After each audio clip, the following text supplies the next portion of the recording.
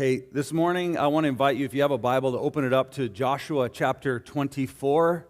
Joshua chapter 24. Joshua is the sixth book of the Bible. It follows the 5 books of Moses and tells the story of a man by the name of Joshua.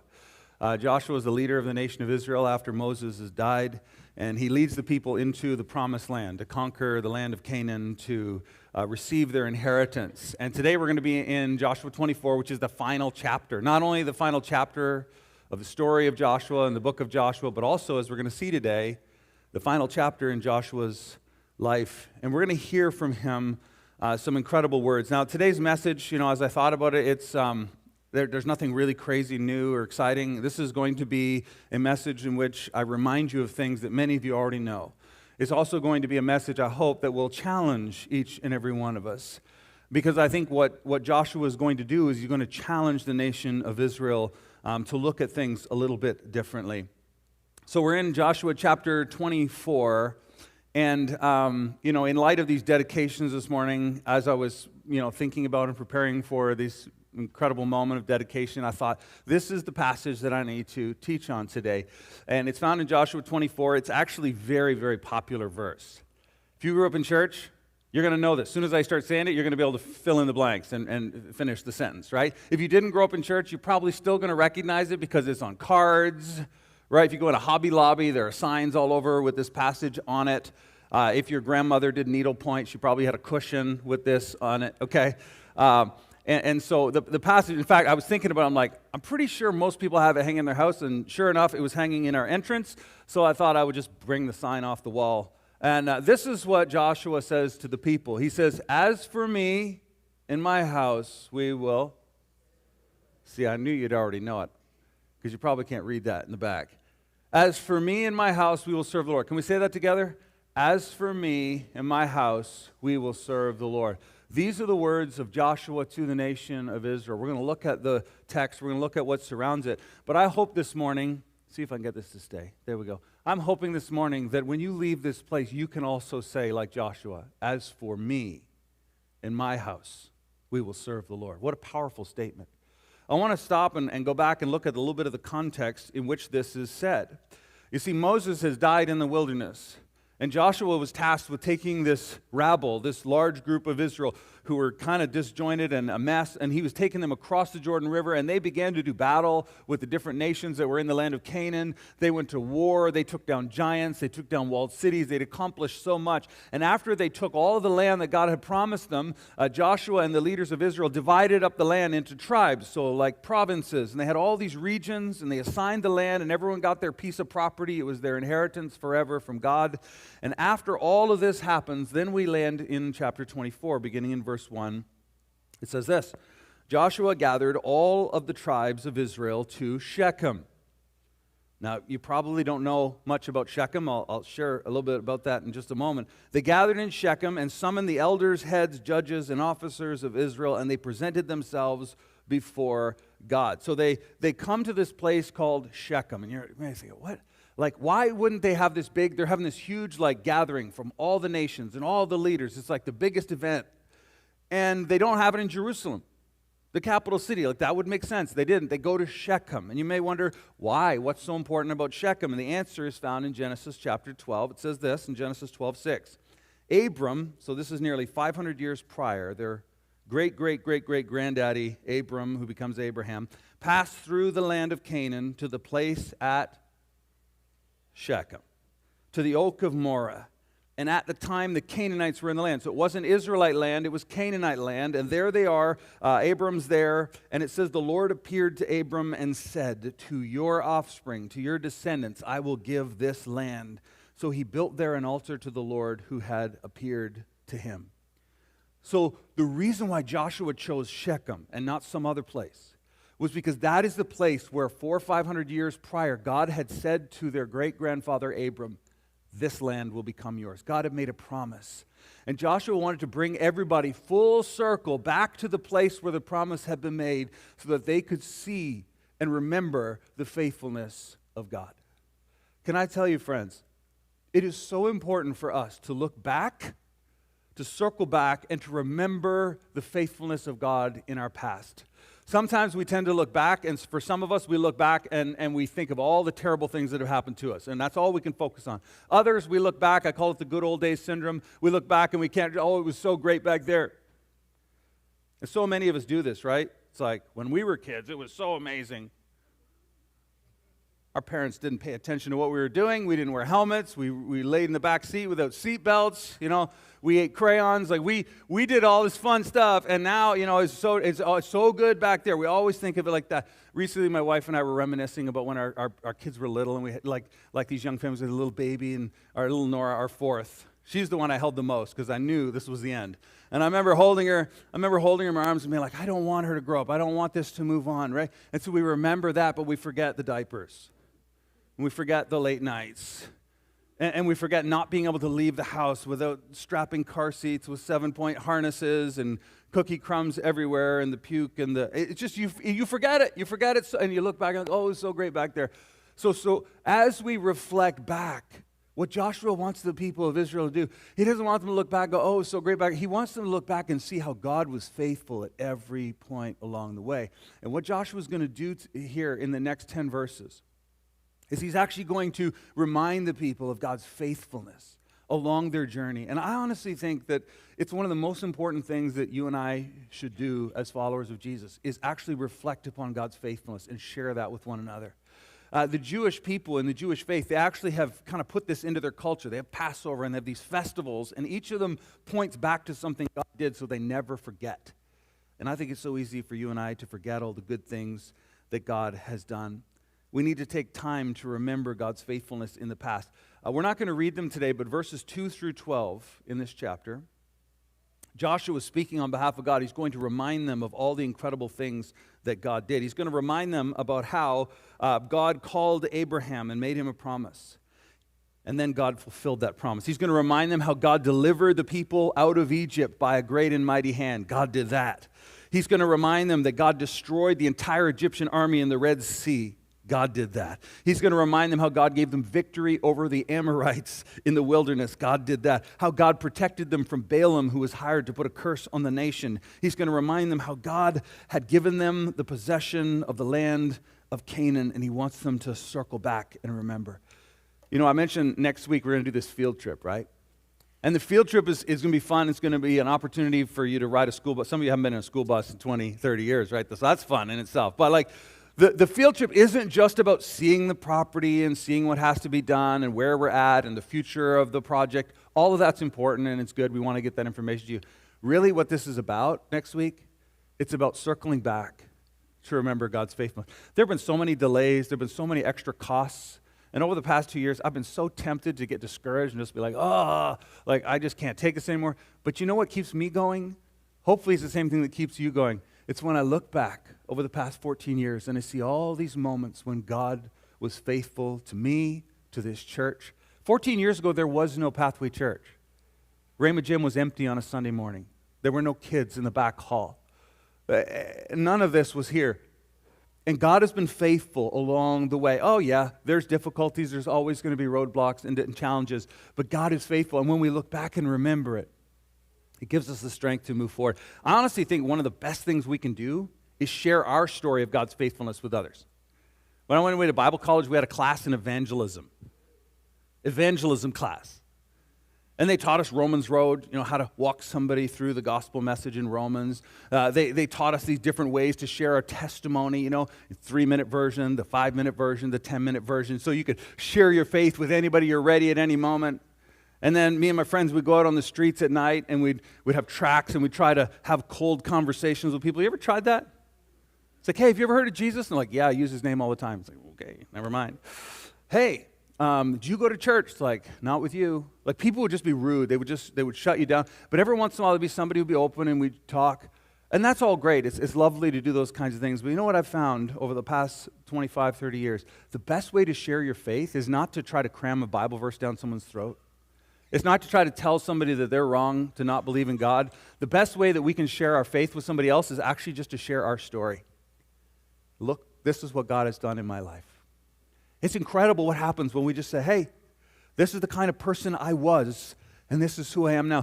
I remember some people would share their testimony, and it was always about all the bad things they did in the past. It's like, oh, I was so terrible, I did all this. And then this thing would end, and I'm like, well, where's the testimony? The testimony isn't all the bad stuff you used to do. The testimony is how God has changed you, forgiven you, healed you, transformed you. And when other people hear that God did that for you, they go, maybe God could do that for me. I think it's so important to share our stories, to share what God has done in our lives. As parents, one of the best things you can do as grandparents, when you're sitting with your young ones, when you're sitting with teenagers, young adults, tell them the story. Tell them the things you used to do. Tell them how God changed your life. And when they hear it, they'll want some of that as well. So we share our story. We reflect back on the past, on God's faithfulness. After sharing all of these examples of God's faithfulness, he says this in verse 13. We'll put it up on the screen. Joshua 24:13. God says, I gave you a land on which you had not labored, in cities which you had not built, and you dwelt in them. And you eat the fruit of the vineyards and the olive orchards that you did not plant. Remember what Moses said to the people in Deuteronomy? One day I'm going to give you a land with vineyards and cities. And here are the fulfillment. God has now done it.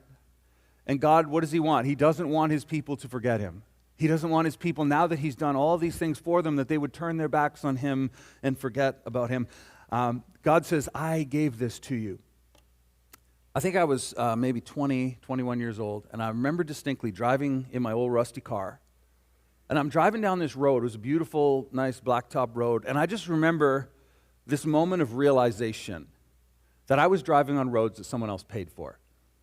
Now, since I've paid some taxes, and I've probably helped with maintaining those roads, but in reality, I was driving on roads that someone before me had paid for. When I called my wife, I was calling her on phone lines that someone else had paid for. That all of the blessings that I was living with here in Canada were sacrifices that others had made before me. And it's important to remember, because sometimes we look at the past and we go, I'm where I am because of all my achievement. It would have been very easy for the nation of Israel to say, well, God, you say you gave us the land, but we marched into battle. And we took down some giants, and we scaled some walls. And God's like, yeah, but you couldn't have done any of it without me. I gave that to you. I fulfilled my promise. And I think it's easy for us to look back and to take credit rather than to give credit to God who's been faithful to us. So as we continue, he says, God has given you this land, and then we get to verse 14 and 15, and this is where we really want to land today. He says this, now, therefore, everybody say now. Everybody say today. You see, what Joshua wants them to do is he wants to focus on the now. We've remembered God's faithfulness in the past, but what are you going to do with it now? What are you going to do with it today? I don't know if you've ever noticed this, but we have a tendency as humans to spend a lot of time looking back at the past, trying to change the past, which we can't. Or we spend all our time looking towards the future. This is more of my temptation, right, to live in the future and all how good it's going to be and where we're going to be in the future. But Jesus actually says, don't be anxious for tomorrow. Tomorrow will take care of itself. Focus on today. Today. We can't change the past. We can't control the future. The only thing that we have any power over is today. And so Joshua is going to turn to the people, and he's literally going to, it's hockey season, right? Playoffs started last night. I don't want to talk about it. But Joshua literally is going to throw down the gloves, right? Which means you're calling people on, right? He's going to throw down the gloves here in our text. And he says, now therefore, today, fear the Lord and serve him with sincerity and faithfulness. Did you know that God is not looking for us to give him lip service? He's not looking for people who just pretend to be Christians. He's not looking for people who will just show up to church on Sunday. He's looking for people who will serve him in sincerity and faithfulness.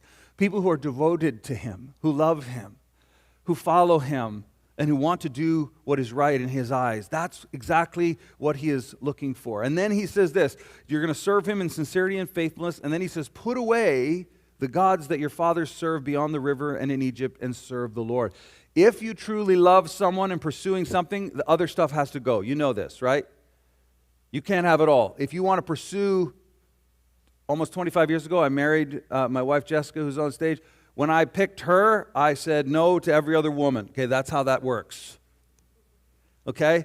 And God is like, hey, if you're going to serve me in sincerity and faithfulness, if you're going to do my will, if you're going to follow me, then you can't follow the gods of the other nations. You can't do what everyone else does, and you've got to choose. You've got to pick. Because God isn't looking for lip service.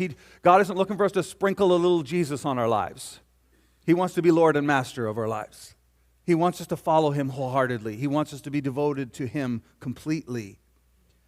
So put away the gods that your fathers served. In the next verse, in verse 15, he says, and if it is evil in your eyes to serve the Lord, then choose this day whom you will serve. Choose this day whom you will serve. I've noticed, he says, choose this day, because you know what I've noticed? I've noticed that most of us like to put off big decisions until when? Tomorrow. Yeah. There's this interesting passage that's found in the story of Exodus. Maybe some of you noticed it before. But Moses is coming to Pharaoh, and he's, let my people go. Pharaoh says, no, plague. Let my people go, no, plague. And this continues for 10 plagues, right? And I think plague 4 or 5 is frogs. And you're probably thinking to yourself, frogs, no big deal. But can I just get you to think about this? Frogs everywhere. Imagine you get out of bed to go get a glass of milk and you step on a frog right between your toes. Like, ugh. Frogs in the food, frogs on the streets, dead frogs, flies that would come with all the dead. I mean, it's just nasty. And Moses comes to Pharaoh and he says, just tell me when you want these frogs to be gone and I'll pray and God will get rid of them. And you know what Pharaoh says? He says, I want you to get rid of them tomorrow. Yeah, someone said today. That's the right answer. But Pharaoh says tomorrow, and he's like, be it according to your word. That's exactly what happened. Why is it that we put off to tomorrow things that we ought to do today? I don't know. Why does every diet start tomorrow? Right? Why is homework always going to get done tomorrow? The home renovation project, tomorrow, right? We delay, we put it off, we think, I've got time. But Joshua throws down the gloves and says, choose today. Nothing's going to change between now and then. Choose today whom you will serve. By the way, every single one of us will serve something or someone. And you may say, well, no, Nathan, I serve no one or nothing. I do whatever I want. Okay, you are a slave to your desires and passions. We all serve something.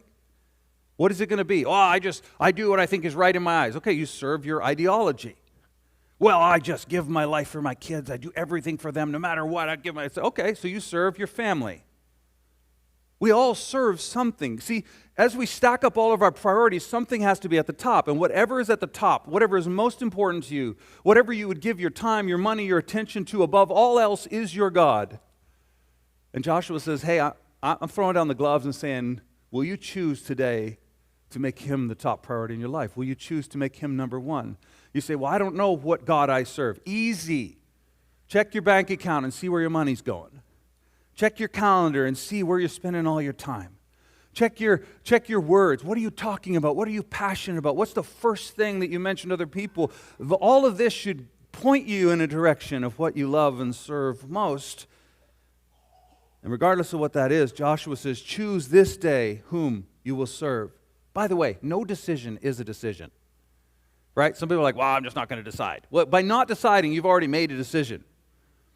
Last weekend, I was driving in an unfamiliar city, and I'm driving down the highway. You know how the highway veers off, and you're like, okay, I don't know if I'm supposed to be there or here. And so it's like, well, I'm just going to stay where I am. Guess what?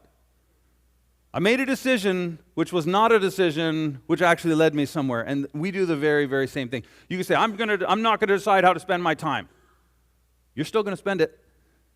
I'm not going to decide how I spend my money. Your kids will. I assure you, your spouse will, someone will, the government will, someone will spend your money. Okay, so if you don't decide, it's still a decision. So Joshua says, choose this day whom you will serve, whether the gods your fathers served in the region beyond the river or the gods of the Amorites in whose land you dwell. He's given them some options, okay? And then he makes this statement. Let's look at it together.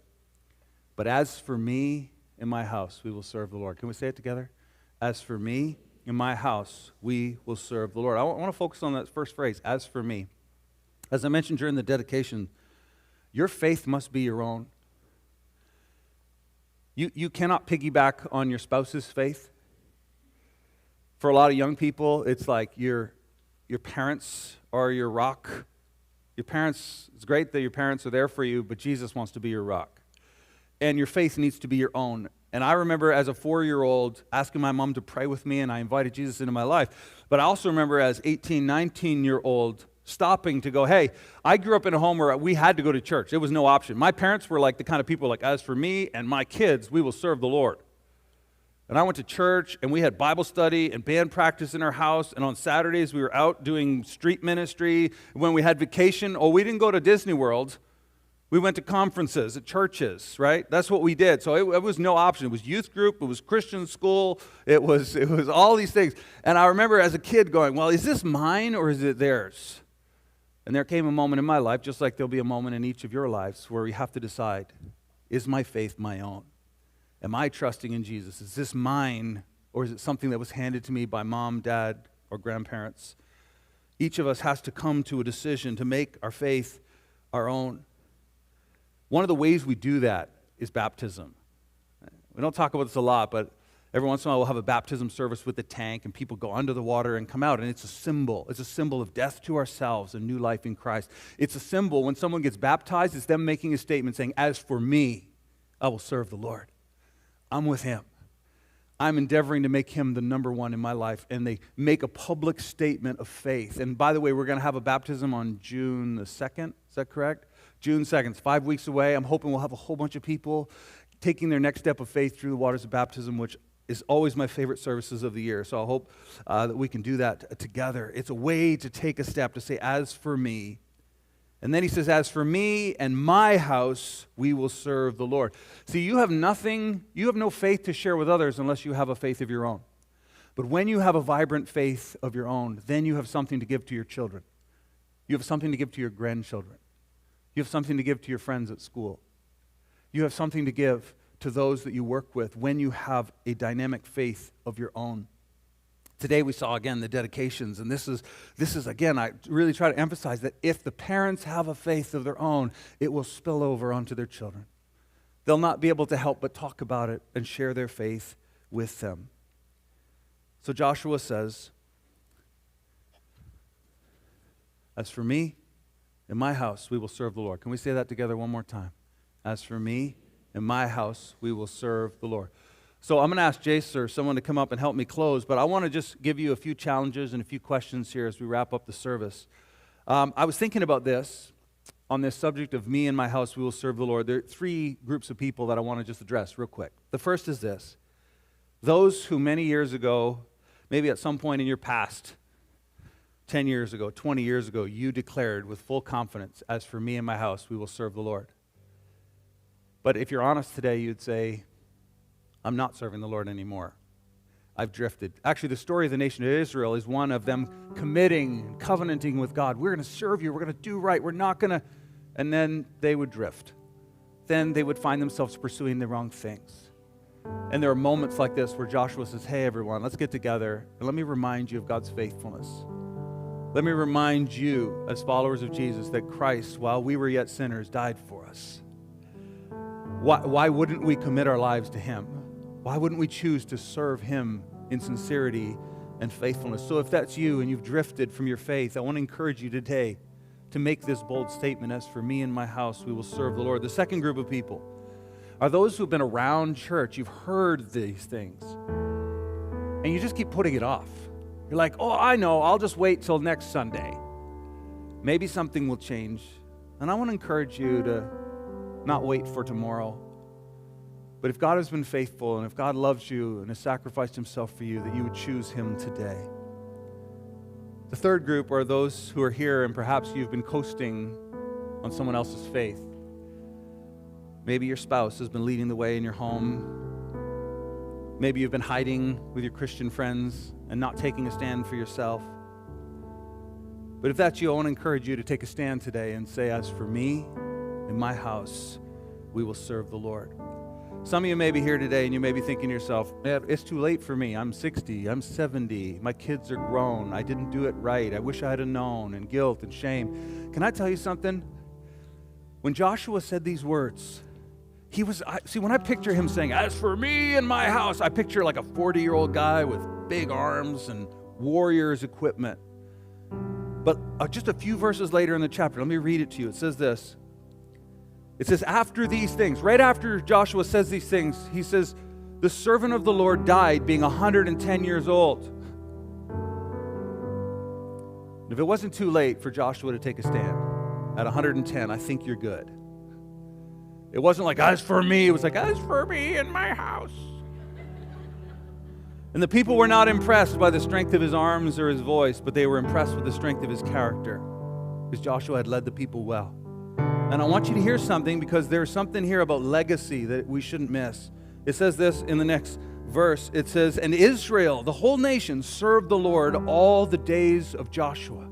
One man deciding to say, "As for me and my house, we will serve the Lord," impacted an entire generation, an entire nation.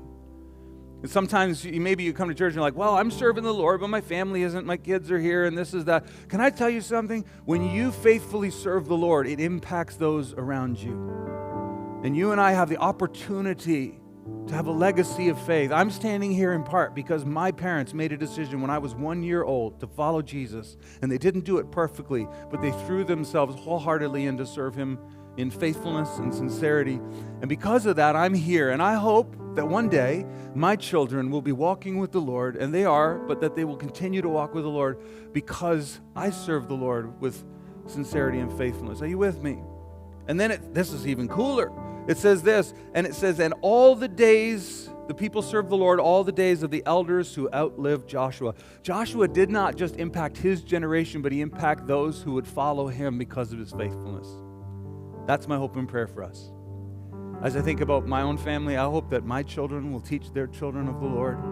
I hope that Pathway Church isn't just something that emerges for 20 years and does some good ministry and disappears, but that this church and what we're building together would continue to lead people to faith 10, 20, 50, 100 years from now. Is it possible? I believe it is.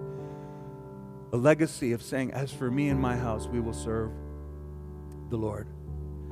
So I'm going to hold up the sign. We'll say it one more time, and then I'm going to pray for us, and we'll be done. "As for me and my house, we will serve the Lord." That is my prayer. Heavenly Father, thank you for every person who is here today participating in our dedication service. As we gather, God, help us to remember your faithfulness to us. Help us to look back and see your loving hand guiding us along the way. I pray, Lord, for those who are here today who have previously declared our loyalty to you and have faded away. God, call us back. For those of us who have been just waiting to make a decision, God, would you speak to us and call us today to commit our lives to you? And for those who have been coasting on the heels of others, Lord, that we would say today, "As for me and my house, we will serve the Lord." And God, thank you that you hear us when we call. Thank you that today is the day of salvation. Thank you that when we reach out to you, your hands and your heart extend towards us. Thank you for every person. Thank you for this church, for what's coming up in the days ahead. We ask you to be with us and guide us in Jesus' precious name. Amen.